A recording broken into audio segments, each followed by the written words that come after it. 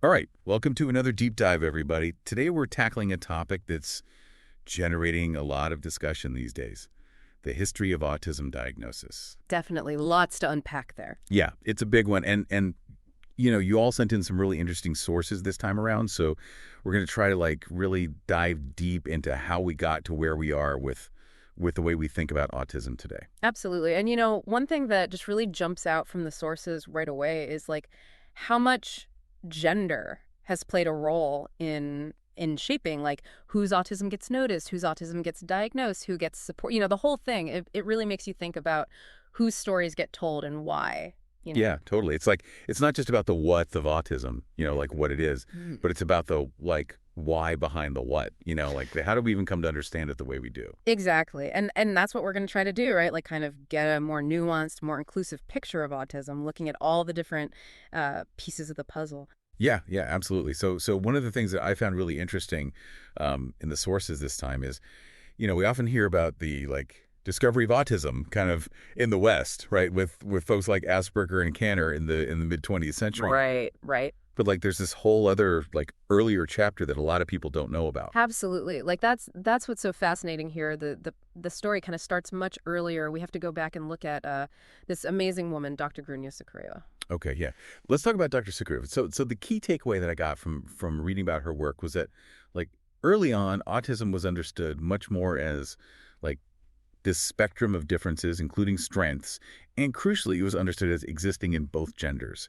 And somehow that insight kind of got lost along the way, at least in the kind of dominant Western narrative about autism. Yeah, for sure. So she's the Soviet psychiatrist, and back in 1925, she published these incredibly detailed clinical descriptions of what we now recognize as autistic traits. And this is key in both boys and girls. I mean, her work actually predates the more well-known figures in autism research by decades. Wow. And her whole approach was so different. Instead of focusing on just the deficits or the pathology, she described difference, Yeah. So she would point out things like sensory sensitivities or motor peculiarities, social awkwardness, those sorts of things. But she would also highlight talents, strong memories, musicality, even moral reasoning. It was really holistic. Wow. So it was this much more multifaceted understanding of the whole person. Totally. Yeah. Seeing the whole child. Yeah. Okay. So that sounds so different from the way that things ended up, kind of solidifying later on. Why haven't we heard more about her? She was doing this amazing work, it seems way ahead of its time. Right. Well, I mean, that's a huge question, right? Whose stories get told and why? And there are a few different factors that probably contributed to Sukhareva's work being, kind of overlooked in the West. I mean, the Cold War was definitely a thing, right? There was this ideological divide that made it hard for information to travel, between the Soviet Union and the West. But there's probably also systemic bias at play, right? Not just against Soviet research, but probably also because of her identity, as a Jewish woman in the USSR. And then, of course, in the mid 20th century, there was just this dominance of Anglo-American thought in psychiatry, and that just kind of overshadowed all those earlier, more nuanced perspectives. So it's a combination of geopolitical factors and then also the biases within the field itself kind of all came together to... Totally. It's a good reminder that scientific progress isn't always linear, Yeah, and it's not always objective either. No, not at all.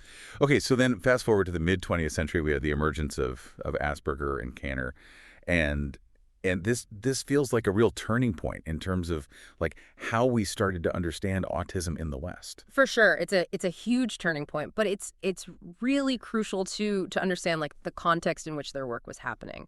Hans Asperger, for example, he was working in Nazi-occupied Vienna, Right. and his research was undeniably shaped by the ideas of that time. The Nazi ideology, and that's really it's pretty chilling when you think about it. Yeah, and especially when you think about how, in that context, diagnostic categories weren't just about understanding, right? They were about sorting, literally deciding who was, useful to society and who wasn't. Totally, who had value, who didn't, who should be supported, who should... It's really disturbing, yeah. Yeah. So how did that context influence Asperger's view of autism specifically? So what's fascinating, but also like deeply disturbing, is that his work essentially became this form of like diagnostic triage. Like Yeah. children who were seen as, potentially capable of contributing to the state. Often these were boys with like intellectual or technical potential, even though they had like social challenges. They were identified as having something called like autistic psychopathy, Right. right? And these children were in a sense like spared. But those who needed more support, or whose traits like deviated too far from what was considered, socially acceptable, Yeah. they were often referred to the Nazi euthanasia program. Oh, wow. So it was like this really like high stakes sorting process. Yeah, and his view of autism was also really like heavily gendered. He mostly focused on boys, and he saw them as like potentially productive. He saw their potential for productivity, but girls were largely like absent from his descriptions, or if they were mentioned, it was just like fleetingly and not with that same consideration of like, oh, what could they contribute to society? Wow. So even in the context of this like horrific regime, it was still like boys were seen as potentially valuable and girls were just like not even part of the conversation. Yeah, they weren't considered. Wow. Okay. So then what about Kanner? He was like developing his own understanding of autism over in the U.S. at the same time. Right. So Kanner's 1943 paper also like significantly narrowed our understanding of autism. He defined it as like a condition that mainly affected boys, and he characterized it by, things like aloofness, lack of emotional availability, withdrawal from social connection, and famously, he's the one who came up with this whole refrigerator mothers theory, Oh, right. which is just like completely unfounded, by the way. Yep. But yeah, he basically blamed autism on mothers, on their perceived coldness. And this, obviously like reinforced these existing societal expectations and set this really harmful pattern of like blaming women that unfortunately persisted for a while. And the thing about that too is like, aside from being like completely inaccurate and harmful, it also like puts this focus on the emotional like element of it, right? Like it frames autism as fundamentally being about like an emotional deficit. Totally. And that becomes really important later on as we start to see how these ideas like evolved. Right. Okay, so we have these two very different uh political contexts, right? Like Hmm. Asperger under the Nazi regime and then Kanner over in the US. Right. But there are like some really striking similarities in their work. Absolutely. And I think like one way to connect this to the bigger picture is that both Asperger and Kanner, despite all their differences, they both operated from this underlying logic of worthiness. Like whose life is valuable enough to warrant diagnosis, to warrant support. And this was influenced by these pretty pervasive societal norms where, boys were just seen as more valuable than girls. Like a boy with autistic traits might be seen as a potential scientist or an engineer, But a girl, well, her future was just assumed to be like limited to these domestic roles. So it was like the self-fulfilling prophecy, right? Like girls weren't seen as having potential, so they weren't diagnosed, so they didn't get the support that they needed, so then they couldn't fulfill their potential and so on. Wow. So it was like this really circular like logic that kept girls kind of trapped in this box. Yeah, and it meant that girls were either like completely overlooked in these early years of autism research, or they were like pathologized in other ways, like their behaviors might be labeled as like hysteria or something else. Yeah. So they were basically either invisible or they were mislabeled, and either way they weren't getting the support that they needed. Right, exactly. Wow. And this male-centric view that we see in both Asperger and Kanner's work, like this had a lasting impact, right? It shaped the way that autism has been diagnosed for decades. Yeah, absolutely. And, like this early work really influenced those diagnostic frameworks that came later, like the DSM, Yeah. and all that male-centric binary logic was basically like baked into the system. So, autism was defined against this perceived male norm, right? They were using behaviors that were more commonly observed in boys, and then it was all validated largely by male researchers studying, mostly male subjects. And in the process, that more relational and open-ended lens that Sukhareva had offered, it was just completely lost. Right. It's like autism went from being understood as this, different way of being to this disorder that needed to be detected, categorized, and managed. Yeah, and always with this underlying question of like who's worthy of that attention, Yeah, right? exactly. Wow. Okay.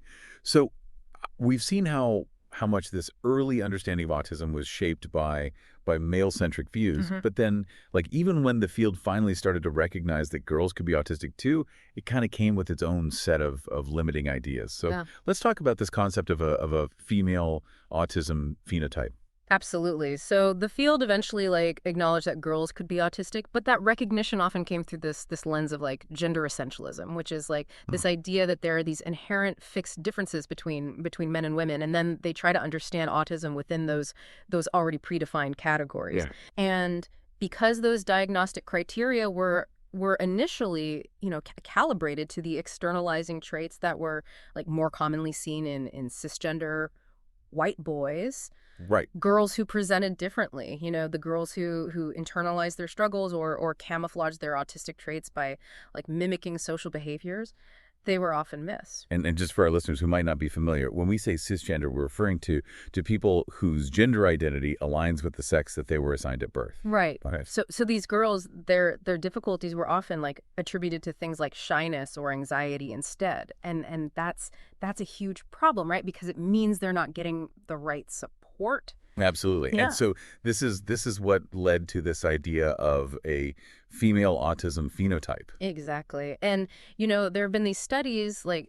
the one by Bargiela and colleagues in 2016 that kind of contributed to this idea of a female phenotype.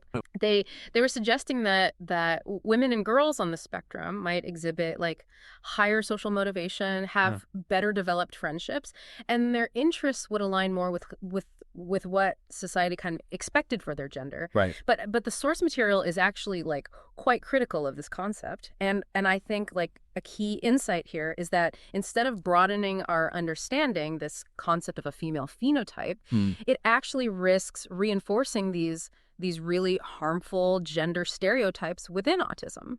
So it's almost like it's trying to be more inclusive, but in doing so, it's actually just like perpetuating these old ideas about gender. Right. It's instead of dismantling the binary assumptions about autism, it's actually reinforcing them. It's recoding certain traits as inherently masculine or feminine, and then it's framing autism not as this diverse spectrum of experiences, but as these two distinct sexed categories, one for boys, one for girls. Right. And that's not the reality of autistic experience. Yeah.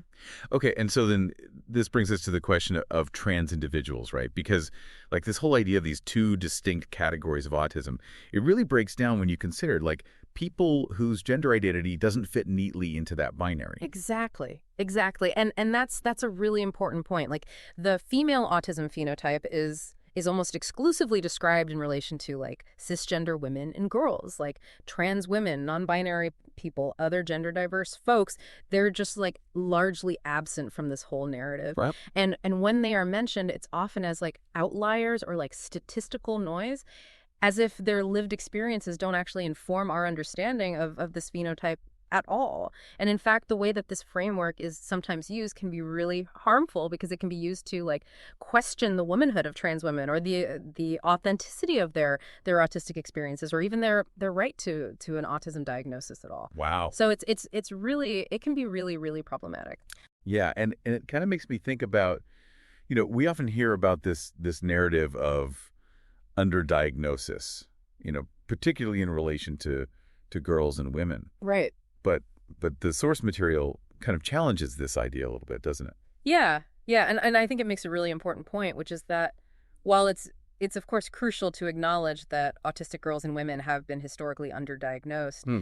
the way that this narrative is often used doesn't actually challenge the underlying framework of diagnosis. Right. It's almost like sometimes it can feel like it's just an effort to get better at identifying the right kind of autistic girl. Yeah, like the one who fits the stereotype. Right, exactly. Often a cisgender white girl who's articulate and softly spoken, and that doesn't really address the systemic issues of exclusion that are at play here. Right. It's like we're just trying to fine tune the system instead of actually questioning the system itself. Exactly. Yeah. Okay.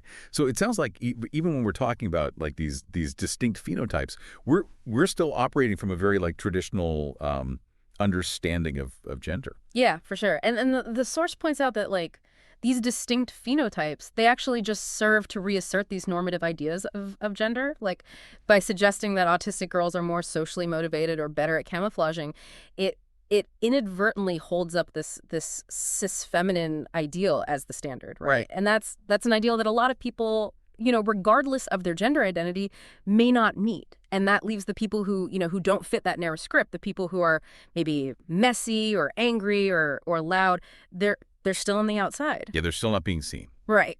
Okay, so there's clearly a lot of problems with the way that we've historically thought about gender and autism, but there's also like some really exciting research happening right now, right? Like there's a growing recognition of the connection between autism and gender diversity. Absolutely, yeah, and I think that's where we start to see some cracks in this binary, right? There's this growing body of research that's highlighting the significant overlap between autism and gender diversity. Okay.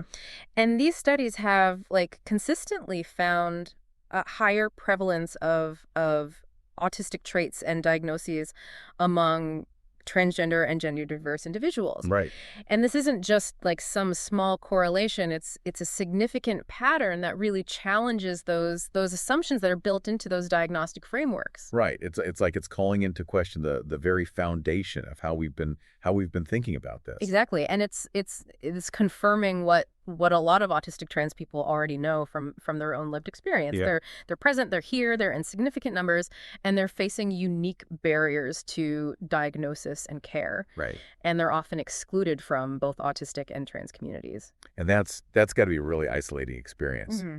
It is. And the source material talks about this concept of dual exclusion, where autistic trans people can feel estranged from both autistic spaces, where their gender identity might be questioned or dismissed, and from trans spaces where their neurodivergence might be misunderstood or ignored. Yeah. It's like they're constantly having to choose which part of their identity to prioritize or to hide, right? Right. They can't be their whole selves. And they're often expected to compartmentalize their identities, to be legible in certain ways, but never fully seen. Yeah. And it makes me wonder too, how much the diagnostic systems themselves contribute to that feeling of exclusion. Yeah, that's a great point. The systems we're using, they often fail to account for the diverse ways that autistic people might understand or express their gender, or how gender diverse people might experience and report autistic traits. Their experiences might not fit those neat boxes, on those diagnostic checklists. And then think about camouflaging, right? Yeah. Which is already really common for autistic people, but for trans people, it becomes even more complex. Right, because they might be camouflaging their autistic traits, but they might also be performing a certain gender presentation. Exactly. So they're navigating all these different expectations at the same time, and it's exhausting. Yeah. The mental health toll of that constant masking and code switching is it's immense. Okay. So the source then goes on to talk about transmisogyny and specifically how it plays out in this whole conversation about female autism. Can you explain that connection a little bit more? Yeah, for sure. So what's really important to understand is that even when people are trying to be more inclusive, this conversation around female autism can actually perpetuate harm against trans women. Trans women are often absent from this research. And when they are mentioned, it's often with this kind of suspicion, are they really autistic? Are they really women? It's like their experiences are being questioned. Right. And so autism, this diagnostic category that's already so entangled with gender essentialism, it becomes yet another tool through which the womanhood of trans women is questioned. It's they're not seen as real autistic women. They're seen as these distortions of this cis-normative ideal. Right. And so this ties into this idea of transmisogyny. Yes, exactly. Transmisogyny, which is a term coined by Julia Serrano, describes the unique and layered discrimination that trans women face because of the intersection of transphobia and misogyny. Really? And so in the context of autism, this plays out in a few different ways, in their exclusion from research, in this implication that they don't experience misogyny in the same way that cis women do, in the way that they're treated as outsiders in both feminist and autistic spaces. Right. And I think the pressure to pass is really relevant here too. Totally. For trans women, passing both as cisgender and as neurotypical becomes almost a prerequisite for care, for affirmation, for even just like basic recognition. Right. There's this expectation that they'll just disappear into this very narrow definition of womanhood, and that they'll suppress any autistic traits that might disrupt, social norms. Yeah. And so the ones who can achieve this level of conformity, they might occasionally gain access to support, but the ones who can't, Right. they often face, dismissal, ridicule, further pathologization. They might be told they're too masculine, too blunt, too intense. And all of those terms can be both like gendered and ableist slurs. Yeah. And it's not just like societal attitudes either, right? Like the actual diagnostic tools that are being used. Yeah. They're not designed with trans individuals in mind at all. Right, like current diagnostic tools, they largely assume this binary understanding of gender from the outset. They're asking questions that are rooted in these very stereotypical ideas of what, boys and girls are supposed to be interested in. Right. And clinicians often lack specific training on the intersection of gender diversity and neurodivergence. So it makes it even harder for them to accurately assess autistic traits in trans individuals. Right. So it's like autistic trans women are constantly having to like translate their experiences to fit into these frameworks that were never made for them, and even then they often face disbelief. Yeah, it's a lot of work. Yeah. Okay. So the source also makes the point to briefly discuss the experiences of trans men, right? Yeah.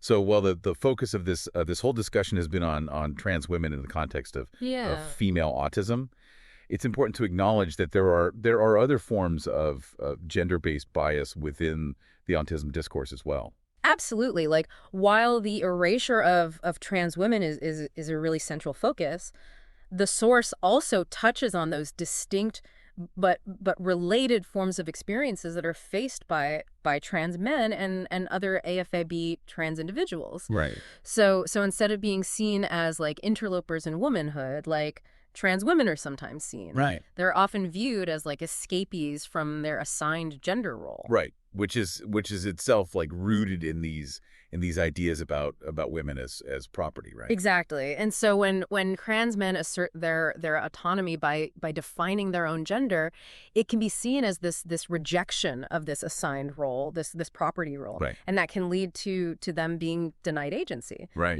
Being infantilized, being talked over, being reduced to their reproductive potential. It's really It's like their transition is seen as this like betrayal almost. Yeah, exactly. And even within masculine spaces, trans men face their own set of challenges. There's often this contradiction where they might be like tokenized in some masculine spaces or excluded from others. Right. And their manhood can be like policed in ways that mirror and even intensify the very expectations that they're trying to navigate. Oh. They might be scrutinized not for failing to perform masculinity, but for daring to claim it. Right. Like how dare you want this thing that you weren't given, Exactly. And so the source makes this really powerful point that while the experiences are shaped differently, these systems ultimately fail all who live outside of their rigid frame. Yeah. No one wins in this kind of system. Right. Okay. So we've talked a lot about kind of the theory and the history of all of this, but the author of one of the sources that you sent in, they actually share some of their own lived experiences as an autistic trans woman, which I think is so valuable. Like it really brings this personal and powerful perspective to these issues. Right, like centering those lived experiences is so crucial. Yeah. And the author, they describe this dissonance of being both like hyper visible in their physical presence, but constantly made invisible by being told they aren't who they say they are. Wow.